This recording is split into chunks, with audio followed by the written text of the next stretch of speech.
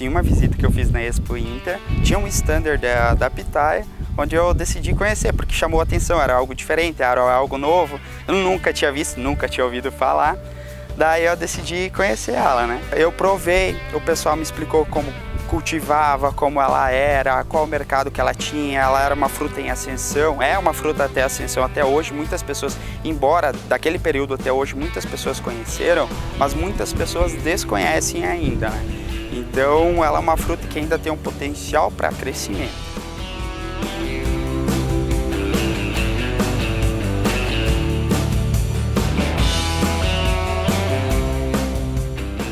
E a partir desse interesse eu comecei a estudar a possibilidade de tentar fazer algo por mim, né? Então depois de um tempo eu acabei optando por investir nelas, voltar para casa, né? Voltar para as minhas origens e investir nela. Então hoje eu tenho uma área cultivada de 1 hectare com 2.500 mudas e ela está distribuída em duas variedades de pitaia. Existem outras, mas eu só tenho dois tipos.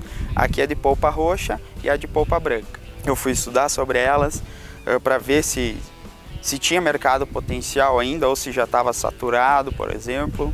Então teve planejamento, né, para então definir e investir nelas. Sobre o investimento, o que me saiu mais caro foram as mudas, né? Foi algo em torno de 25 mil em mudas, só em mudas.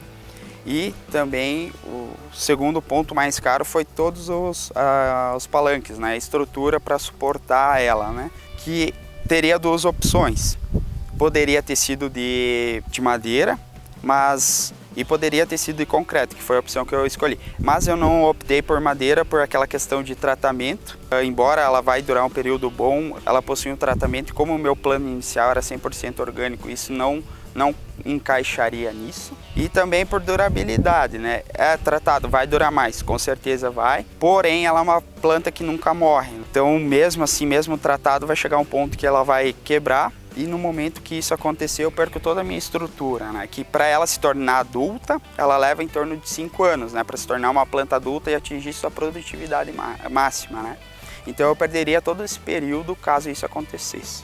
Outro motivo, então, que me levou a investir nessa fruta foi a questão dos benefícios da saúde que ela tem, né? E além de auxiliar no emagrecimento, ela ajuda na flora intestinal, pois ela possui bactérias probióticas, mantendo a flora intestinal saudável, ela aumenta a nossa imunidade, também age como anti-inflamatório, ajuda na osteoporose, ela possui bastante vitamina A, então por isso ela ajuda na visão, embeleza a pele, ela tem esse benefício por ser uma fruta com bastante fonte de gordura monoinsaturada, questão também de diabetes, né? Então ela tem baixo teor de índice glicêmico, então ela ajuda na questão da diabetes. Anti-idade, né? Para quem procura aí se manter mais jovem, então ela também tem esses benefícios. Auxilia também na ansiedade, também tem o benefício do sistema cardiovascular, pois ela é uma fruta que contém bastante ômega 3 e ômega 6.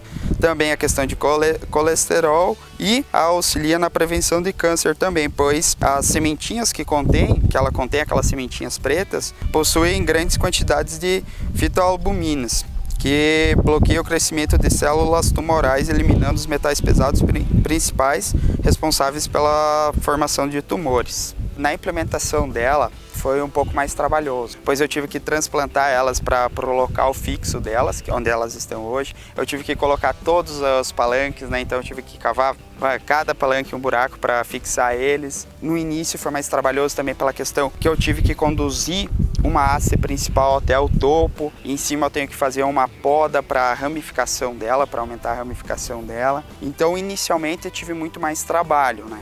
Hoje, como ela é uma planta mais rústica, eu não tenho tanto trabalho. Ela não precisa uma demanda fixa de trabalho, né? Então, os meus maiores tarefas hoje é a polinização, é a colheita e também venda das frutas, né? Hoje seria isso, minhas atividades que mais me comprometem com elas. Lógico que tem todo o cuidado desde a cobertura de solo, cuidado também com infecções que pode dar na planta, então tem esses cuidados que eu tenho que ter. Mas não é um cuidado assim que eu demanda muito tempo ou que eu tenho que estar fixo nelas, né? Então esses tipos de cuidados me tomam muito menos tempo, né? Como ela é uma planta jovem ainda, ela não chegou no seu auge produtivo. O ano passado foi o primeiro ano que eu colhi alguns frutos Eu colhi algo em torno de 300 a 400 quilos no ano passado. Esse ano já teve um acréscimo significativo de produtividade. Por exemplo, na última florada que eu tive agora, que eu colhi os frutos, eu colhi em torno de 250 a 300 quilos, que foi quase a minha quantidade do ano passado, né? Lógico que ela vai dar várias floradas ainda nesse ano, até maio eu provavelmente vou ter frutos, né? Existem, né, vários formatos de plantações, né? O meu sistema ele está disposto assim, ó, entre linhas existe um distanciamento de 3 metros e entre palanques existe um distanciamento de 4 metros. Por quê? Por causa que, para que uma planta, quando ela estiver no seu auge, no seu porte de adulta, ela não forme sombreamento em outra muda. Por que esse sombreamento? O sombreamento, ela é uma planta que necessita algo em torno de 8 horas de sol por dia para ser produtiva. E o sombreamento me reduz a produtividade dela, né? Então, se uma planta causar sombreamento em outra, ele vai automaticamente reduzir minha produtividade. Então, por isso tem esse distanciamento. E essa distância entre 4 metros é justamente no sentido do sol. A sombra desse palanque aqui não vai estar afetando aquele outro lá, né? Foi no ano passado, eu implementei a irrigação nelas. Não que ela necessite, pois a pluviosidade que ela é necessária anual é em torno de 1.800 milímetros que ela necessita. A nossa região tem uma pluviosidade maior do que isso, né? Então ela não teria essa necessidade. Porém, a gente possui períodos de estiagem, né? E nesses períodos eu pude observar que quando ocorre a estiagem, ele acaba afetando o desenvolvimento da planta. Então ela se desenvolve de uma forma mais lenta, né, do que se tivesse água no solo. E outro fator também é a questão da geada, né?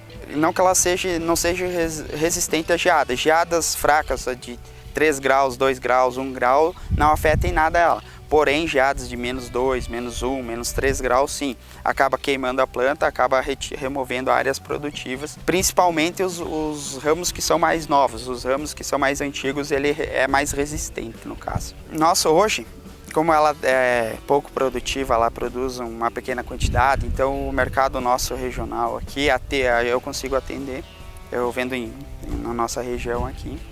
Porém, quando ela atingir seu auge, a expectativa é de que nossa população regional é muito pequena para a quantidade que será produzida. Então, eu pretendo vender para fora. Como desde o início o pessoal me prestou assessoria, consultoria, também tem essa parceria em questão de compra, né? Mas é algo que vai ocorrer só quando ele tiver o auge produtivo, né? Que seria daqui uns 2, 3 anos. Por enquanto, eu pretendo manter elas no formato que elas estão, na quantidade que elas estão, até elas ficarem adultas. A partir daí, sim, daí pensar em aumentar ou ampliar ou trazer outra variedade, né, que possuem outras variedades, que uma que me interessaria é a amarela com polpa branca, que ela é uma planta menos produtiva, porém muito mais saborosa. E ela também tem um valor agregado maior, né? Se tu for comprar ela, o custo dela é maior para ti, né, no caso.